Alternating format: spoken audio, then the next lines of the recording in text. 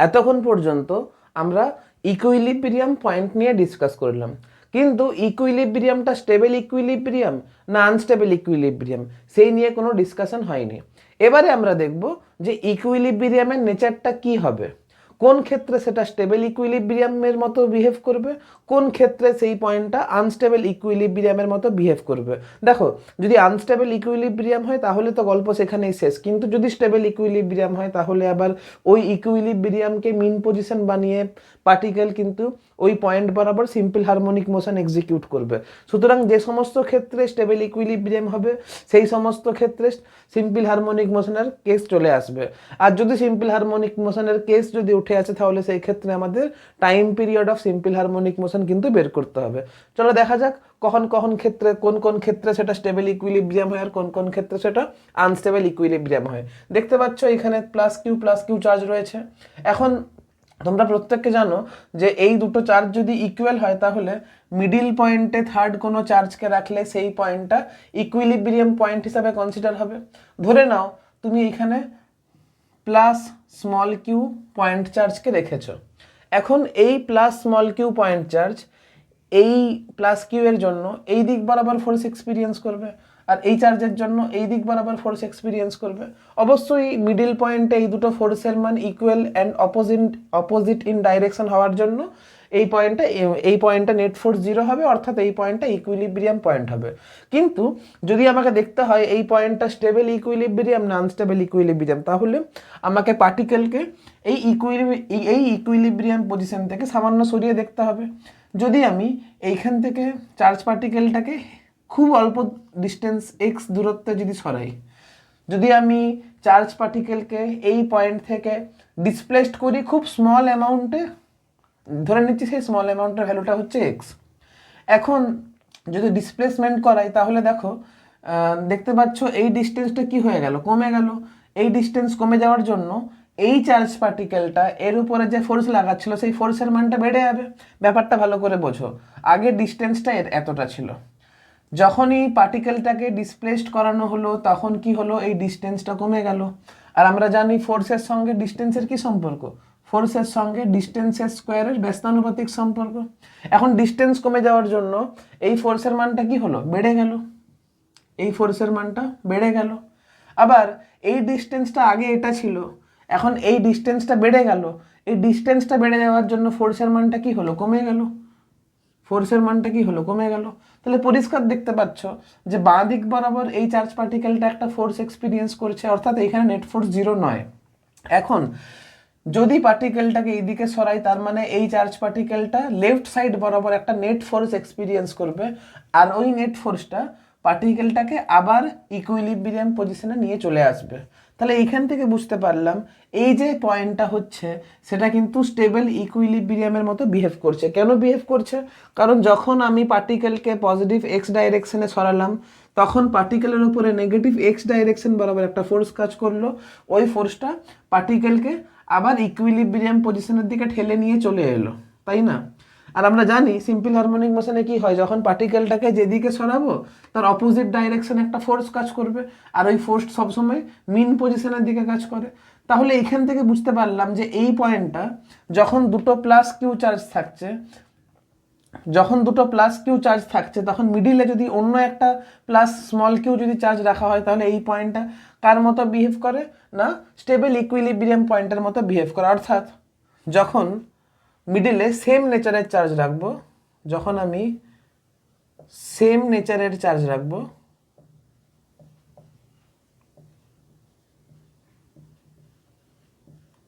তখন এই পয়েন্টটা ইকুইলিব্রিয়ামটা কি রকম ধরনের হবে, তখন ইকুইলিব্রিয়ামটা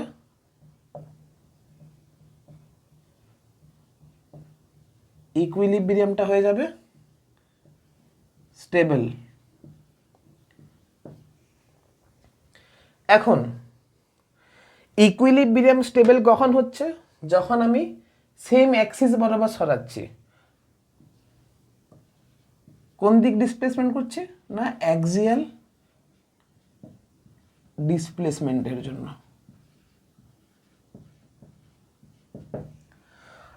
মানে যখন পার্টিকুলার ডিসপ্লেসমেন্ট অ্যাক্সিস বরাবর হলো তখন ইকুইলিব্রিয়ামটা স্টেবল ইকুইলিব্রিয়ামের মতো কাজ করেছে।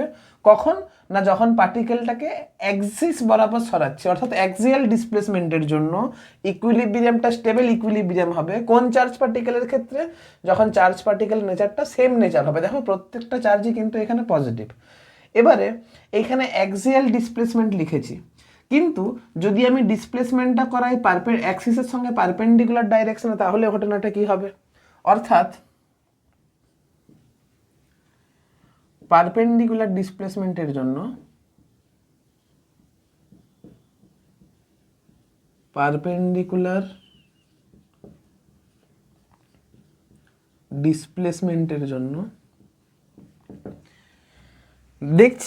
দেখব যে এই যে চার্জ পার্টিকেলকে যদি আমি ওপরের দিকে সরাই তাহলে ইকুইলিব্রিয়ামটা কীরকম হয়।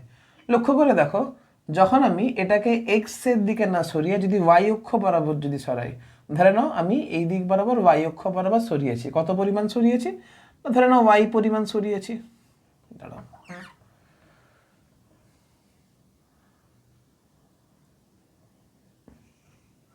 তখন কি হবে?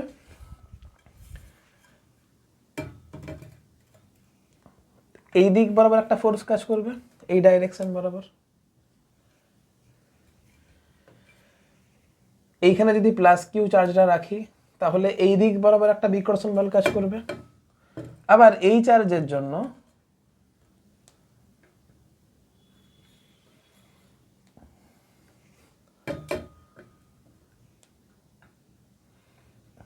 এই দিক বরাবর আরেকটা বিকর্ষণ বল কাজ করছে।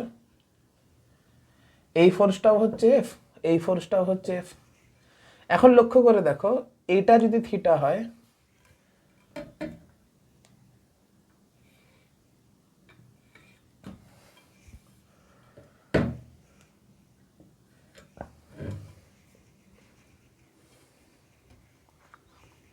তাহলে এই ফোর্সের এটা থিটা হলে আর এটা যদি থিটা হয়, তাহলে পরিষ্কার দেখতে পাচ্ছি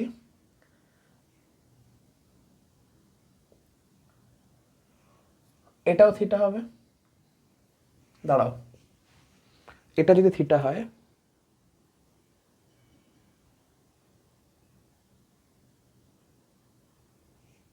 এক কাজ করি, এটা থিটা হচ্ছে না, আমি এটাকে থিটা ধরছি। কি করে হচ্ছে না হচ্ছে পরে আলোচনা হবে। জাস্ট এটা বোঝো যে ইকুইলিব্রিয়ামটা স্টেবল ইকুইলিব্রিয়াম না আনস্টেবল ইকুইলিব্রিয়াম। দেখো থিটা কোন করে আছে, তাহলে এটা কত হবে? এফ কস থিটা হবে। এটাও কত হবে? এফ কস থিটা হবে। এই এফ কস থিটা একে অপরকে কি করছে? ক্যান্সেল করে দিচ্ছে। কিন্তু এই ফোর্সগুলোর যে ভার্টিক্যাল কম্পোনেন্ট ছিল সেটা কত হচ্ছিল? 2f sine theta. এই কম্পোনেন্টটা, এই ফোর্সটা মানে এই ফোর্সের এই কম্পোনেন্ট ইকুইলিব্রিয়াম পজিশনের অপোজিট দিকে কাজ করছে। ব্যাপারটা ভালো করে বোঝো। যখন এই প্লাস কিউ চার্জকে লম্ব দিকে সরানো হলো তখন ফোর্সগুলো এই দিকে কাজ করছিল। এখন ফোর্সগুলোকে যদি কম্পোনেন্টে ভেঙে দেওয়া হয় তখন হরাইজন্টাল কম্পোনেন্ট কিন্তু একে অপরকে ক্যান্সেল করে দিচ্ছিল, কিন্তু ভার্টিক্যাল কম্পোনেন্টগুলো একই দিকে কাজ করার জন্য ভার্টিক্যাল কম্পোনেন্ট ক্যান্সেল হচ্ছিল না। অর্থাৎ যখন আমি লম্ব বরাবর সরাবো চার্জ পার্টিকেলকে, তখন ইকুইলিব্রিয়াম পয়েন্ট যেদিকে ছিল তার অপোজিট দিকে একটা ফোর্স কাজ করছে, যে ফোর্সটা কিন্তু ওই পার্টিকেলকে দূরে নিয়ে চলে যাচ্ছে। অর্থাৎ যখন আমি প্লাস কিউ চার্জটাকে ওপরের দিকে সরাচ্ছি তখন এই প্লাস কিউ চার্জের উপরে নেট ফোর্স আপওয়ার্ড ডাইরেকশনে লাগার জন্য ওই প্লাস কিউ চার্জটা কিন্তু আর ফিরে আসবে না। তাহলে এইখানে লক্ষ্য করার মতো বিষয় হচ্ছে এই পয়েন্ট ইকুইলিব্রিয়াম পয়েন্ট, এই পয়েন্টটা ইকুইলিব্রিয়াম পয়েন্ট। এটুকু বোঝা গেছে, আগের ভিডিওতে এই বিষয়ে ডিসকাশন হয়েছে যে না এই পয়েন্টটা ইকুইলিব্রিয়াম পয়েন্ট হবে। কিন্তু এই ইকুইলিব্রিয়াম পয়েন্টটা স্টেবল ইকুইলিব্রিয়ামের কাজ করবে কখন? যখন পার্টিকেলটাকে ডিসপ্লেসড করা হবে অ্যাক্সিস বরাবর, অর্থাৎ অ্যাক্সিয়াল ডিসপ্লেসমেন্টের জন্য ইকুইলিব্রিয়ামটা স্টেবল ইকুইলিব্রিয়াম হবে। কিন্তু এই চার্জ পার্টিকেলকে যখন লম্ব দিকে সরানো হচ্ছে, অর্থাৎ পারপেন্ডিকুলার ডিসপ্লেসমেন্ট যখন করানো হচ্ছে, তখন ফোর্সের ভার্টিক্যাল কম্পোনেন্ট ইকুইলিব্রিয়াম পজিশনের অপোজিট দিকে কাজ করার জন্য এই ফোর্সটা কি করছে, পার্টিকেলটাকে দূরে সরিয়ে নিয়ে চলে যাচ্ছে। অর্থাৎ যদি তুমি একবার এই চার্জ পার্টিকেলটাকে উপরের দিকে সরাও, পার্টিকেলটা কিন্তু আর ইকুইলিব্রিয়াম পজিশনে ফিরে আসবে না।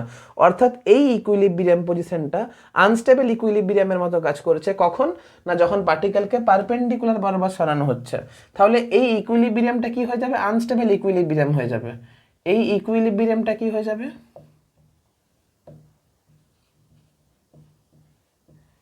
এই ইকুইলিব্রিয়ামটা হয়ে গেল আনস্টেবল ইকুইলিব্রিয়াম। কখন না, যখন পার্টিকেলকে লম্বর দিকে সরানো হয়েছে। এটাই হচ্ছে বোঝার মতো বিষয়। তাহলে দেখতে পাচ্ছ একটা সেম পয়েন্ট স্টেবল ইকুইলিব্রিয়ামের মতো কাজ করবে যখন পার্টিকেলকে সরানো হচ্ছে অ্যাক্সিয়াল অ্যাক্সিস বরাবর। এই সেম পয়েন্ট আনস্টেবল ইকুইলিব্রিয়ামের মতো কাজ করছে কখন না, যখন পার্টিকেলটাকে অ্যাক্সিসের সঙ্গে লম্ব দিকে সরানো হচ্ছে। আর এই সমস্ত আলোচনাগুলো প্রযোজ্য হচ্ছে যখন সেম নেচারের চার্জ থাকবে। কিন্তু যদি অপোজিট নেচারের চার্জ থাকতো তাহলে কি হতো, সেই ডিসকাশন তোমরা নিজেরা খাতায় করো, তারপরে আমি তো অবশ্যই করাবো। নিজেদের মানে যদি কুলম্বস লয়ের একটুকু ধারণা থেকে থাকে আর যদি ভেক্টরের ধারণা থেকে থাকে তাহলে তোমরা নিজেরাই করতে পারবে। যাই হোক, তারা নোট ডাউন করো। একটা জিনিস বলা হলো না, আমি তখন মাথায় আসেনি ব্যাপারটা। এটা যদি থিটা হয় তাহলে এটা থিটা হলে এটাও থিটা হবে, আর এটা থিটা হলে এটা থিটা হবে। আমার তখন মাথাতে ব্যাপারটা ক্লিক করেনি আর কি। যাই হোক, এটা থিটা মানে পরিষ্কার দেখতে পাচ্ছ এটা থিটা, কারণ এটা আর এটা সমান্তরাল আর এটা প্লেন গেছে। তাহলে এটা থিটা হলে এটাও থিটা হবে, আবার এটা থিটা হলে এটাও থিটা হবে।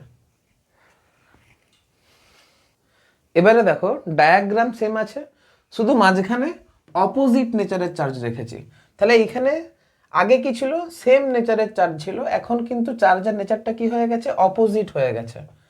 তাহলে এবারে কি রাখবো, অপোজিট নেচারের চার্জ রাখবো।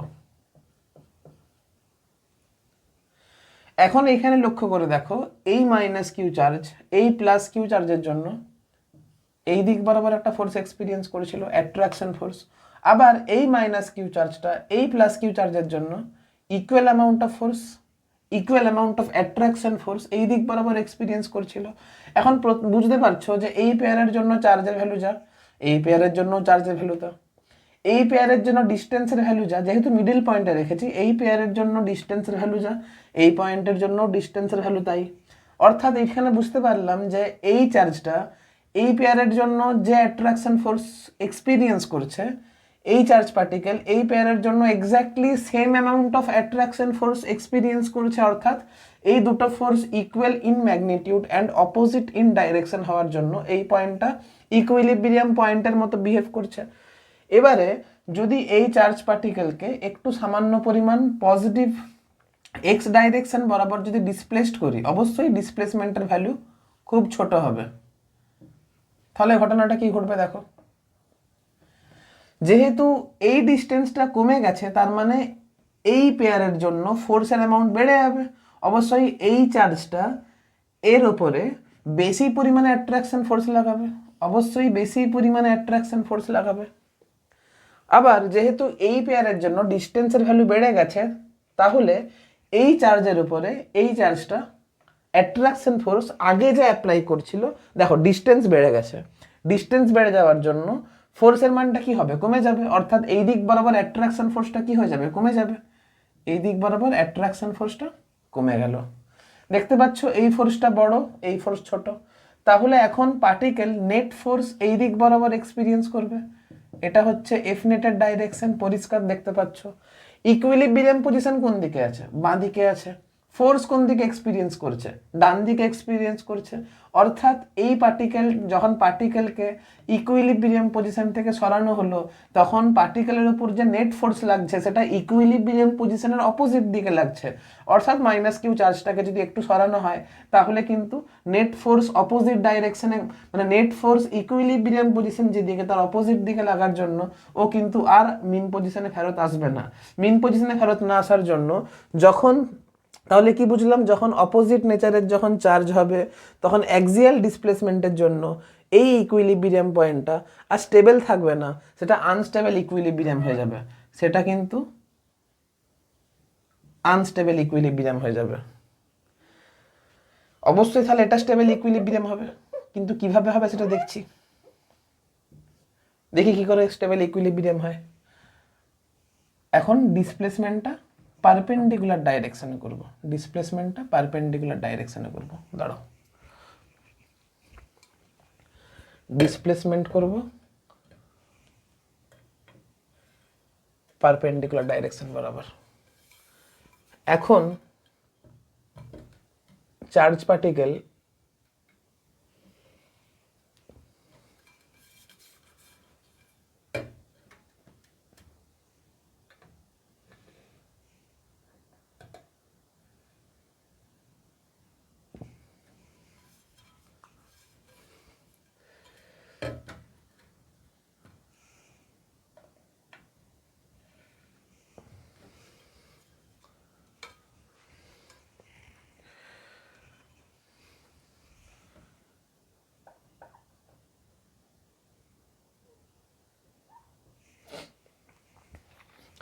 এখন মাইনাস কিউ চার্জকে যদি পারপেন্ডিকুলার ডাইরেকশনে সরানো হয় তাহলে অবশ্যই এই প্লাস কিউ চার্জের জন্য একটা অ্যাট্রাকশন ফোর্স এই দিক বরাবর ফিল করবে, আবার এই প্লাস কিউ চার্জের জন্য একটা অ্যাট্রাকশন ফোর্স এই দিক বরাবর ফিল করবে। পরিষ্কার দেখে বুঝতে পারছো যে এই ফোর্স, এটাও এই ফোর্সের মান যা হবে এই ফোর্সের মানও তাই হবে। কেন?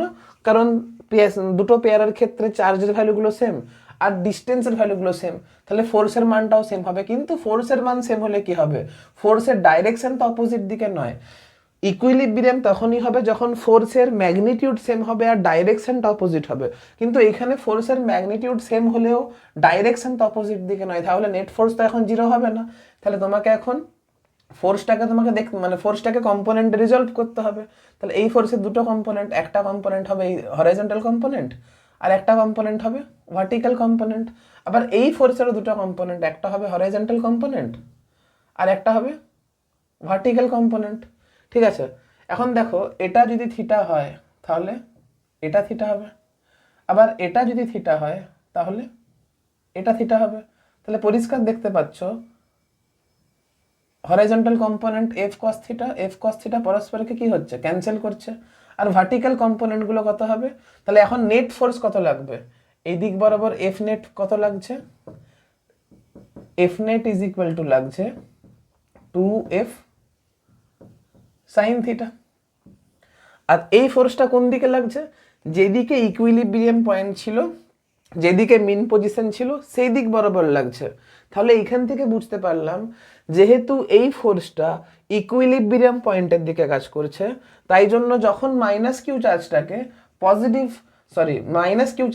যখন এই অ্যাক্সিসের সঙ্গে লম্ব ডাইরেকশনে যখন সরাবো, অর্থাৎ পারপেন্ডিকুলার ডিসপ্লেসমেন্ট যখন করব, তখন মাইনাস কিউ চার্জের উপরে নেট ফোর্সটা ইকুইলিব্রিয়াম পয়েন্টের দিকে কাজ করার জন্য, যদি তুমি মাইনাস কিউ চার্জটাকে উপরের দিকে সরাও তাহলে নেট ফোর্সটা ইকুইলিব্রিয়াম পজিশন এর বরাবর কাজ করার জন্য পার্টিকেল কিন্তু আবার ইকুইলিব্রিয়াম পজিশনে ফেরত আসবে, অর্থাৎ এই ইকুইলিব্রিয়াম পজিশনটা কিন্তু স্টেবল ইকুইলিব্রিয়ামের মতো বিহেভ করবে। তাহলে যখন সেম নেচারের ক্ষেত্রে আমরা আলোচনা করেছিলাম, এক্স্যাক্টলি অপোজিট আলোচনা কিন্তু অপোজিট নেচারের চার্জের জন্য হবে।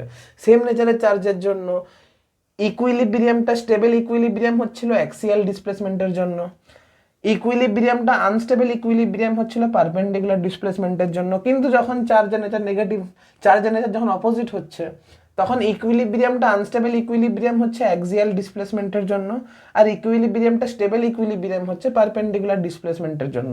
কেন হচ্ছে, কিভাবে হচ্ছে বুঝতে পেরেছো? এইখানে মনে রাখার মতো বিষয় হচ্ছে একটা পয়েন্ট, একটা নির্দিষ্ট পয়েন্ট স্টেবল ইকুইলিব্রিয়ামের মতো বিহেভ করবে, অ্যাক্সিয়াল ডিসপ্লেসমেন্টের জন্য একটা সেম পয়েন্ট যে ইকুইলিব্রিয়ামের মতো বিহেভ করবে, পারপেন্ডিকুলার ডিসপ্লেসমেন্টের জন্য সেই পয়েন্ট কিন্তু আর সেম ইকুইলিব্রিয়াম থাকবে না।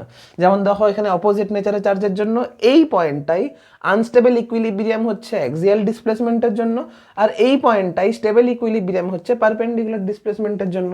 এইগুলো কিন্তু তোমাদের খেয়াল রাখতে হবে।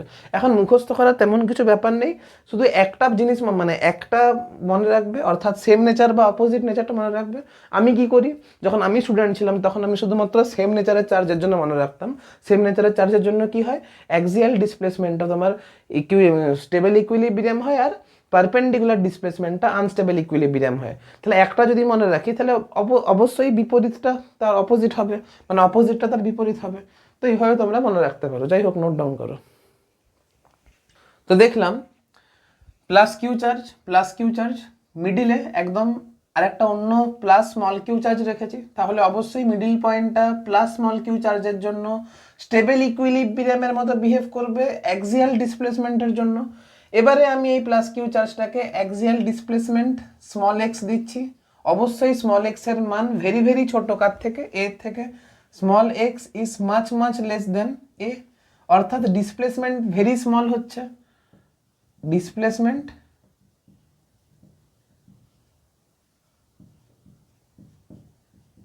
Very small.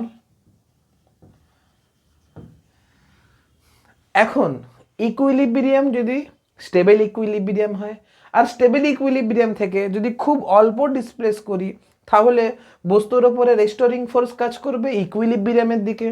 এখন এই রেস্টোরিং ফোর্সের আন্ডারে particle simple harmonic motion execute করবে। আর আমি বললাম যদি সিম্পল হারমোনিক মোশন এক্সিকিউট করে তাহলে তার টাইম পিরিয়ড কত হবে সেটা বের করে দেখাতে হবে।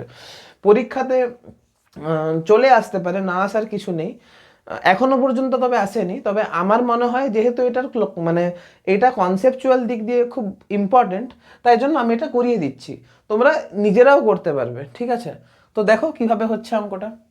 তো যখন আমি ইকুইলিব্রিয়াম পজিশন থেকে স্মল ডিসপ্লেসমেন্ট করছি, তখন এই পেয়ারের জন্য যে নতুন ডিস্টেন্স দাঁড়াচ্ছে সেটা কত হচ্ছে? পুরোটা ছিল এ, এটা হচ্ছে এক্স, তাহলে অবশ্যই এটা হয়ে যাবে এ মাইনাস এক্স, পরিষ্কার কথা। আর এটা কত হয়ে যাবে? এটা ছিল এ, এটা হচ্ছে এক্স, তাহলে এটা হয়ে যাবে এ প্লাস এক্স। এখন পার্টিকেলের উপর নেট ফোর্স কোন দিকে লাগবে? অবশ্যই পার্টিকেলের উপর নেট ফোর্স ইকুইলিব্রিয়াম পজিশনের দিকে লাগবে, অর্থাৎ সেটা যদি ডিসপ্লেসমেন্ট হচ্ছে পজিটিভ এক্স ডাইরেকশন বরাবর, অবশ্যই ফোর্স কাজ করছে নেগেটিভ এক্স ডাইরেকশন বরাবর। তাহলে এর উপর যে ফোর্স লাগছে F net is equal to কত লাগছে? দাঁড়াও,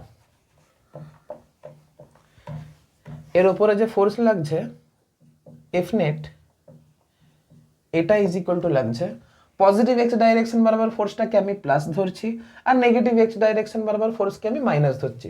তাহলে এই পেয়ারের জন্য যে ফোর্সটা লাগছে সেটা হচ্ছে k Q capital Q small Q by a plus x তার হোল স্কোয়ার, এটা লাগছে পজিটিভ এক্স ডাইরেকশন বরাবর।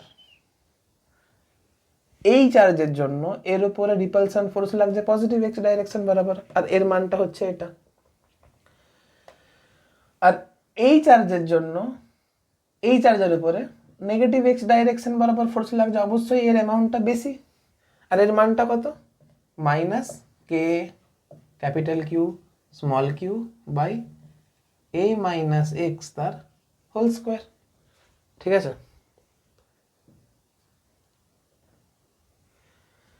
এবারে দেখো কত হচ্ছে।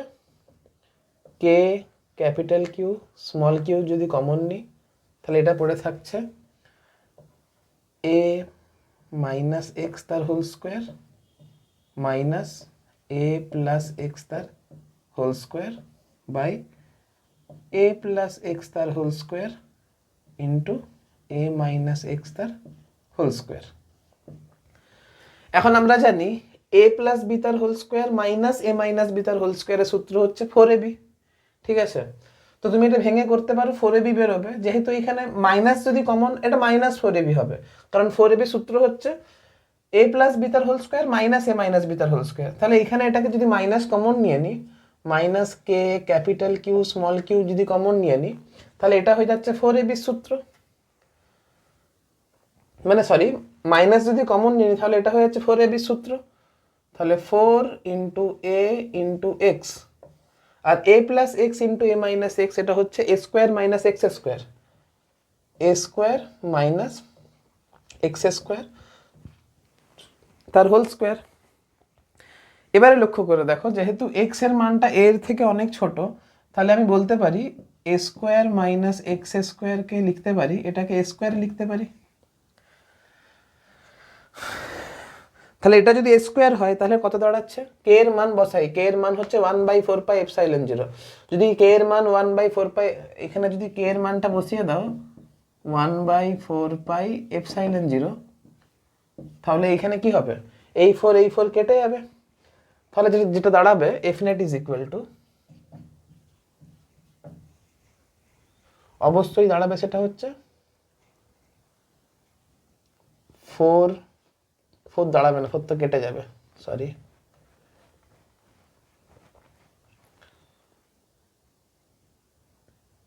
Capital Q small Q into a, এটা হয়ে যাবে a square minus x square is equal to কত হবে, এ স্কোয়ার, আর এ স্কোয়ারের স্কোয়ার কত হবে, এ টু দ্য পাওয়ার 4, আর 4 তো কেটে গেছিলো, পাই এপসাইলন 0 পড়ে থাকবে,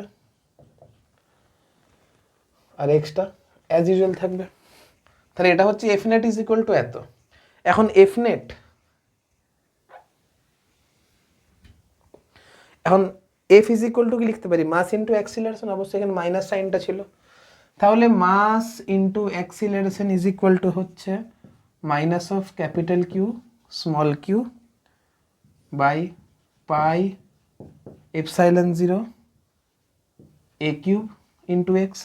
তাহলে এ ইজ ইকুয়াল টু দাঁড়াচ্ছে capital Q small Q by M pi epsilon 0 a cube into x, আর এটাকেই লিখতে পারি minus of omega square x.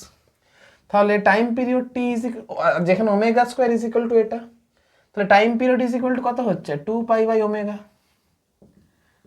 2 pi, ওমেগার মান কত, omega square is equal to যদি এটা হয় তাহলে omega is equal root under এটা হবে, তাহলে এটা উল্টে দিলে কত আসছে, m pi epsilon 0 a cube by small q capital q, এই তো অ্যান্সার।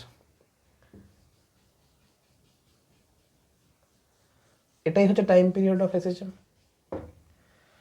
সহজ জিনিস, যারা যারা সিম্পল হারমোনিক মোশন ভালো করে পড়েছো তাদের কাছে এটা কোনো ব্যাপারই নয়। আমি কিছুই করিনি, আমি নেট ফোর্স বের করেছি, আর যেহেতু আমাকে বলে দিয়েছিল x is much much less than a, তাহলে আমি শুধুমাত্র এই অ্যাপ্রক্সিমেশনটা করে দিয়েছি, বাস, আর কিছু না। বাদ বাকি ক্যালকুলেশন তোমরা নিজেরাই করতে পারতে, আমি বললাম না নিজেরা চেষ্টা করলে নিজেরাই করতে পারবে। যাই হোক, নোট ডাউন করো। আমরা দেখেছিলাম যখন দুটো প্লাস কিউ চার্জার একদম মিডিল পয়েন্টে একটা নেগেটিভ চার্জ রেখে দেবো, সেই নেগেটিভ চার্জের জন্য পারপেন্ডিকুলার ডিসপ্লেসমেন্ট বিহেভ করে স্টেবল ইকুইলিব্রিয়ামের মতো, অর্থাৎ মাইনাস কিউ চার্জের জন্য এই পয়েন্টটা স্টেবল ইকুইলিব্রিয়াম তখনই হবে যখন ডিসপ্লেসমেন্টটা পারপেন্ডিকুলার ডিসপ্লেসমেন্ট হবে, অর্থাৎ পার্টিকেলটাকে যখন ওয়াই ডাইরেকশন বরাবর যখন খুব স্মল অ্যামাউন্টে ওয়াই পরিমাণ ডিসপ্লেসড করব, তখন এই পার্টিকেলের উপরে এটার জন্য ফোর্স কাজ করবে এই দিক বরাবর, আর এই মাইনাস কিউ চার্জের উপরে এই প্লাস কিউ চার্জের জন্য ফোর্স কাজ করবে এই দিক বরাবর। এখন স্বাভাবিক এই ফোর্সের দুটো কম্পোনেন্ট থাকবে, এটা যদি থিটা হয় তাহলে এটাও থিটা হবে, এটা থিটা, এটা থিটা, তাহলে এই এফ এর এটা হয়ে গেল এফ কস থিটা, বুঝতেই পারছো এফ কস থিটা পরস্পরকে ক্যান্সেল আউট করবে, আর ওয়াই ডাইরেকশন বরাবর যেটা নেট ফোর্স কাজ করবে সেটা কত হবে, F net is equal to হবে minus of 2f sine theta, আর বলা হয়নি এইটা হচ্ছে এ, এখানে এটা হচ্ছে এ, এটা হয়ে গেল ওয়াই,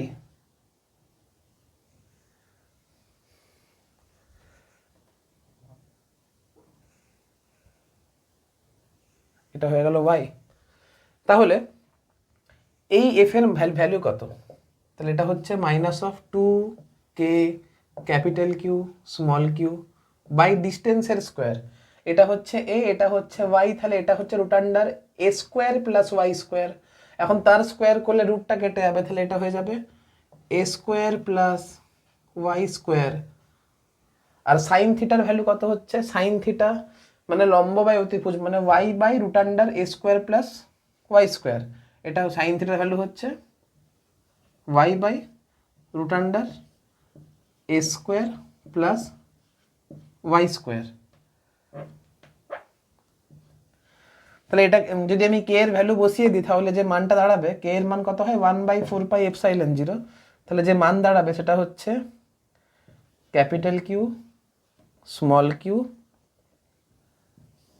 বাই, আচ্ছা বলতে ভুলে গেছিলাম, vertical displacement y is much less than a, তাহলে a square plus y square এটাকে লেখা যেতে পারে এ স্কোয়ার, তাহলে এইখানে এটা লিখবো এ স্কোয়ার, আর এ স্কোয়ারের রুট কত হবে, এ হবে, তাহলে এই টার্মটা কত দাঁড়াবে, এই টার্মটা দাঁড়াবে এ স্কোয়ার, আর এই টার্মটা দাঁড়াবে কত এ, তাহলে এটা গুণ হয়ে এ কিউব হয়ে যাবে, আর টু আর কে এর জায়গায় লিখবো 1/4πε0, এই কে এর জায়গায় লিখবো 1/4πε0, তাহলে কাটাকাটি করলে যেটা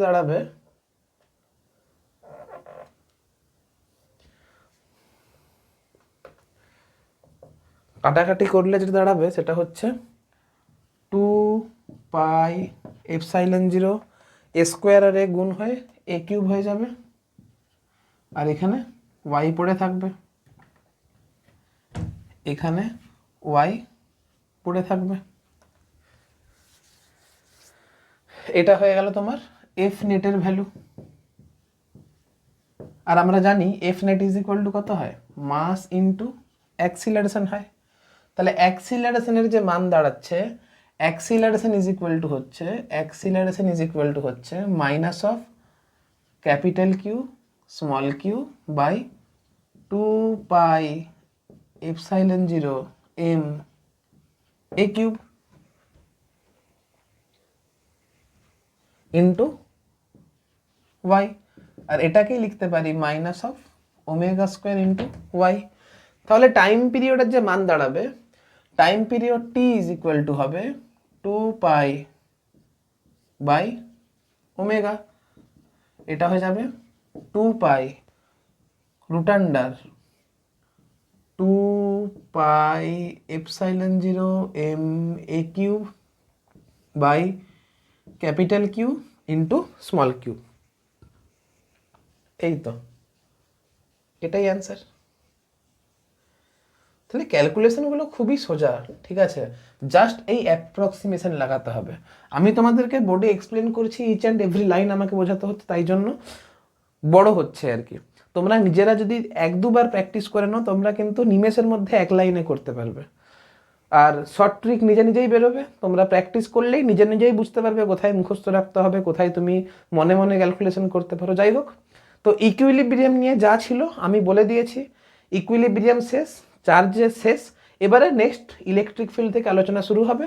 আজকের ভিডিওতে এতটাই থাক, নেক্সট ভিডিওতে ইলেকট্রিক ফিল্ড নিয়ে ডিসকাস করবো।